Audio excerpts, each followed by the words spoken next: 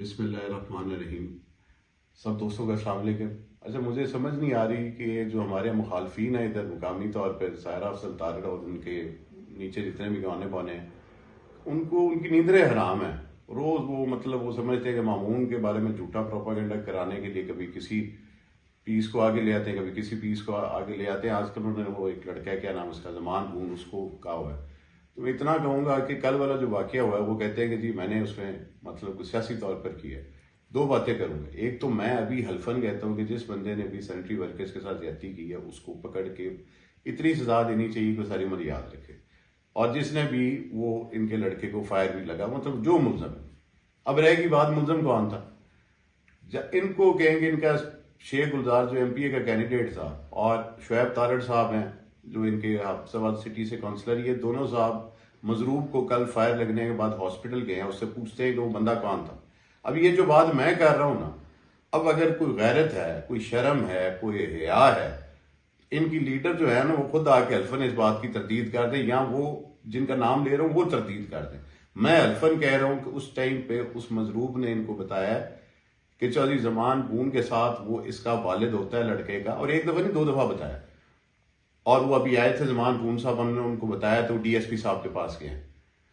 بات یہ ہے کہ ایک بندے کا تعلق جو ہے ان کے اپنے ایک جو اسپوکس پرسن ہے اس کے ساتھ ہے، تو ان کو چاہیے تھا اسپوکس پرسن کو کہتے کہ اس کا باپ پیش کرو یا اس کو کوئی بیٹا پیش کرے.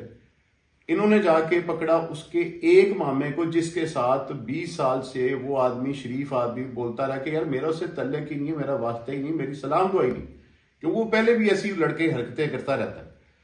تو اس آدمی کو ادھر بٹھا لینا اور اس کو 12 گھنٹے ڈیٹین رکھنا، اور اگر ہم اپنے ورکروں کا ساتھ نہیں دے گا تو کون دے گا. وہ جتنے فائر کھانے والے، وہ کہہ رہا تھا ان کا وہ جو بھی ہے وہ زمان بون کہہ رہا تھا کہ جی ہم نے فائر کھا کے بھی دیکھے ہو. بھائی چھوڑو پرے، اللہ سے پناہ مانگنی چاہیے، کسی کو بھی فائر نہ لگے.